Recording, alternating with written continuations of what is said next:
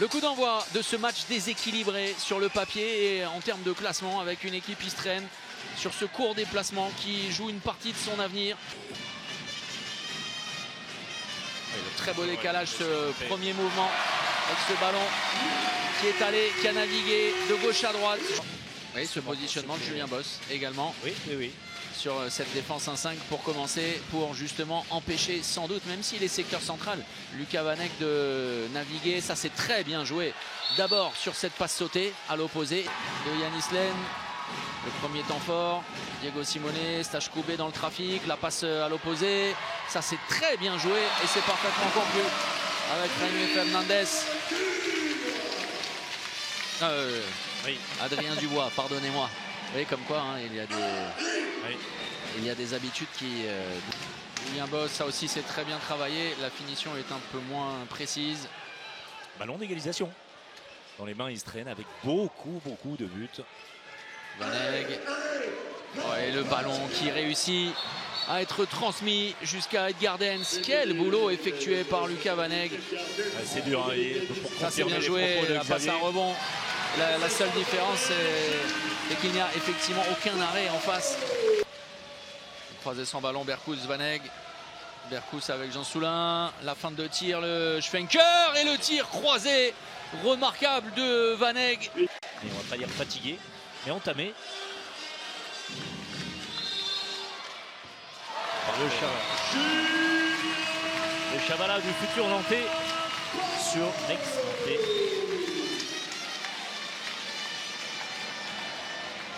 Les Istréens sont fatigués après 30 minutes de rude combat. Koubé avec Yanis Len, le dernier but. Et c'est finalement Montpellier qui vire en tête. Il y aura énormément de frustration au terme de ces 30 premières minutes pour les Istréens. Mais c'est bien Montpellier qui mène la danse ici au FDI Stadium. Il y a des temps morts et des temps morts. Celui-là n'aura pas été bénéfique du tout aux Istréens, malheureusement pour eux, qui ont réalisé une première période extrêmement courageuse avec des qualités d'attaque. Dens, il joue rapidement, peu importe. Ça c'est intelligent évidemment. Kylian Vimino, Julien Bosse, Arthur Laine. Et des changements de rythme. Je partage votre sentiment. Nielsen avec Berkous qui n'est pas attaqué. Là c'est un régal. Quelle esthète. Imaginez, c'est Lucas Vanek, c'est le bricolage évidemment, même si Gilles n'aime pas ce mot-là. Répéter comme ça toutes les situations, laisser totalement seul Arthur Laine. Ça déroule malheureusement. Avec évidemment, vous connaissez le risque, c'est d'encaisser un but très rapidement et c'est peut-être le cas. Et Charles Bolsinger qui a pris l'information. Charles Bolsinger, la vision du jeu. Et là, Gilles qui a eu également un geste pour demander à son meneur de pas trop parler envers ses coéquipiers. Quel dommage et quelle sortie 23-11 à la pause en faveur de Bordeaux face à Massy. Et on va rester concentré, mais vous voyez, là, lorsqu'il y a un ballon, à nouveau, c'est dingue pour revenir à 2 buts. De Patrice Canaille, oui, tout n'aura pas été parfait parce que l'adversaire a été vraiment n'a rien lâché. Il aura manqué l'énergie évidemment et les possibilités diverses et variées qu'avait Montpellier. Eh bien, Istres ne les avait pas, la qualité également des joueurs, il faut clairement le dire, et on pense aux gardiens de but. Voilà, Montpellier a fait le boulot. Montpellier est en tête du championnat de France de l'équipe Molly Star League et Istres stagne pas du classement. Tout ne fut pas simple ce soir pour les Montpelliérains, portés par le public du FDI Stadium. Le MHB s'impose 38-34 face à une équipe valeureuse, courageuse d'Istres, en route vers la relégation. Pour Montpellier, c'est ailleurs qu'il faut regarder désormais, direction Flensbourg pour disputer le Final Four de la Coupe EHF. Non, c'est pas une question d'être fatigué, c'est une question tactique, une question dans la tête. Vous savez, quand vous jouez contre un Écador du championnat et vous jouez votre place en Star League, et ben, vous faites des petites erreurs et ça se paye cash contre une grosse équipe comme ça. Voilà, c'est des tirs à 6 mètres, c'est des conneries de ma part, des conneries d'un collègue, d'un autre et d'un autre.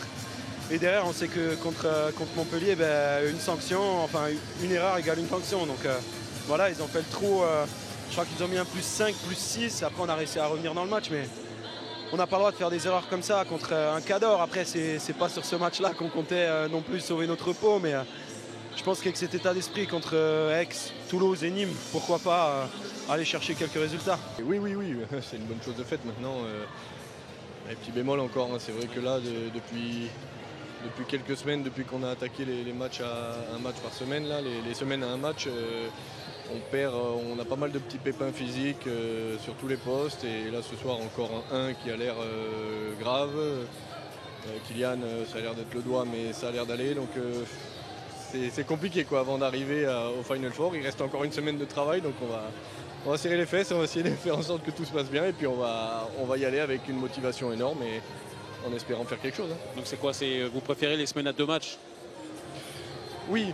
Voilà. Non mais oui, non mais... C'est les entraînements. Non mais oui, en fait, c'est Patrice, il a toujours l'habitude d'avoir 2 matchs par semaine et quand il n'y a qu'un match, je pense que ça lui manque, donc on met toujours beaucoup d'intensité dans les entraînements et donc là bon, c'est pas ça qui fait ça, on est en fin de saison et tout le monde est un petit peu épuisé, donc ça joue aussi, mais voilà, on va essayer de se présenter avec les forces en présence. Et encore une fois, on verra ce qui va se faire. Ouais, et a priori, sans Diego Simonet, hein, dont le mollet a l'air d'avoir bien lâché. Ouais. Donc il va falloir quelques semaines pour qu'on le revoie sur un terrain. Merci beaucoup Valentin. Bonne fin de championnat, bien sûr. On se retrouve très vite. Et puis évidemment, bon week-end prochain en Allemagne. Ouais, Valentin Porte, arrêtez de vous plaindre parce que vous avez l'opportunité d'avoir 2 matchs en un week-end. C'est encore mieux. Voilà. Mais il faut gagner le premier pour avoir le deuxième. Hein. C'est ce qu'ils veulent les piafs là-haut. Là.